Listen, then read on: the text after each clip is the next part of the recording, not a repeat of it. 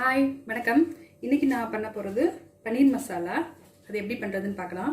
நான் பன்னீரை வந்துட்டு ஒரு அரை மணி நேரத்துக்கு முன்னாடி கொஞ்சோண்டு மிளகாப்பொடி கொஞ்சம் மஞ்சப்பொடி போட்டு மேரினேட் பண்ணி வச்சுட்டேன். ½ அன் ஹவர் ஆயிடுச்சு. அதுக்கப்புறம் இப்போது அதை நான் வந்து கொஞ்சம் பட்டர் போட்டு ஃப்ரை பண்ண போகிறேன். கொஞ்சம் பட்டர்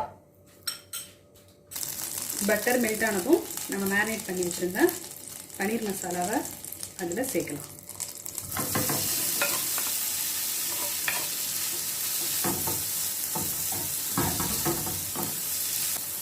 டீப் ஃப்ரைலாம் பண்ண வேண்டாம், ஜஸ்ட்டு ஷாலோ ஃப்ரை மட்டும் போதும். டீப் ஃப்ரை பண்ணோம்னா பன்னீர் வந்து ரொம்ப ஹார்டாகிடும். இந்தளவு போதும் ஃப்ரை ஆனது. இதை நம்ம வேறு எதுக்கு மாற்றிடலாம். அதே தவா வச்சுக்கலாம். நான் அதை வேறு எதுக்கு ட்ரான்ஸ்ஃபர் பண்ணி அங்கே மாற்றி வச்சிடுறேன். இப்போது 2 ஸ்பூன் எண்ணெய்,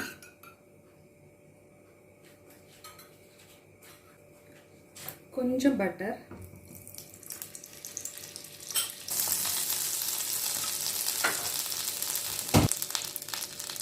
½ ஸ்பூன் சீரகம்,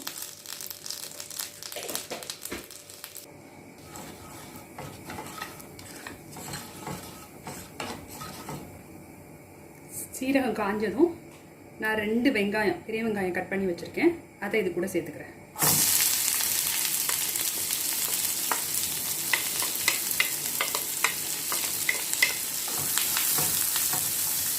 கொஞ்சம் உப்பு போட்டுக்கலாம். இப்போது வெங்காயம் நல்லா வதங்கிடுச்சு. இப்போ இந்த ஸ்டேஜில் நான் என்ன பண்ண போகிறேன்,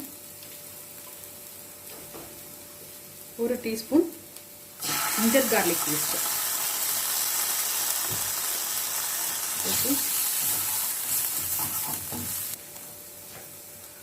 ஒரு தக்காளி, அதை வந்து அரைச்சி வச்சுருக்கேன் மிக்சியில் பியூரியா, அதை இது கூட சேர்த்துக்கலாம்.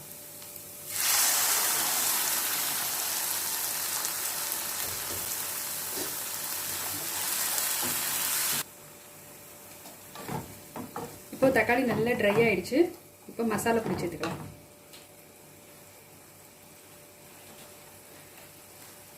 ரெண்டு ஸ்பூன் மல்லிப்பொடி, 1 ஸ்பூன் மிளகாய் பொடி, 1/4 ஸ்பூன் மஞ்சள் பொடி, 1/4 ஸ்பூன் கரம் மசாலா பொடி.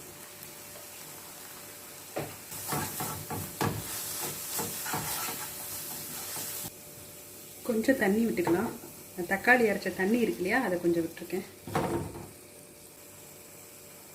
இப்போ என்ன பண்ணணும்னா, நான் ஒரு 5 முந்திரி பருப்பு எடுத்து அதை ஊற வச்சு அரைச்சி எடுத்த பேஸ்ட் இது, அதை இது கூட சேர்த்துக்கிறேன்.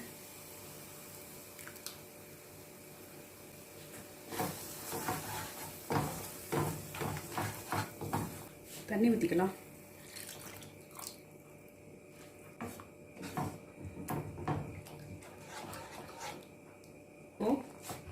ஒரு ஸ்பூன் கெச்சப் இது கூட சேர்த்துக்கிறேன். கொஞ்சம் இனிப்பு கொஞ்சம் புளிப்பு இதெல்லாம் சேர்ந்துருக்கும் இல்லையா, அந்த டேஸ்ட் நல்லாயிருக்கும், அதுக்காக இது சேர்த்துருக்கேன்.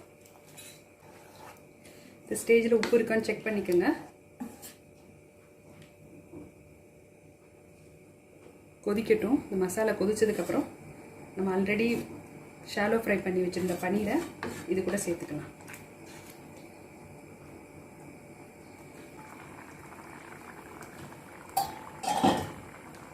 கிரேவி நல்லா கொதிச்சிருச்சு. இப்போது நம்ம ஆல்ரெடி ஷாலோ ஃப்ரை பண்ணி வச்சுருந்த பன்னீரை இது கூட ஆட் பண்ணிடலாம்.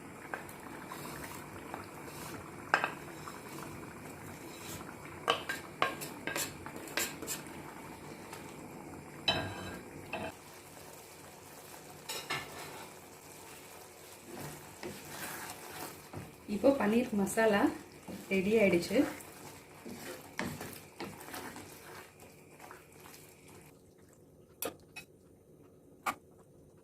மசாலா ரெடி ஆயிடுச்சு.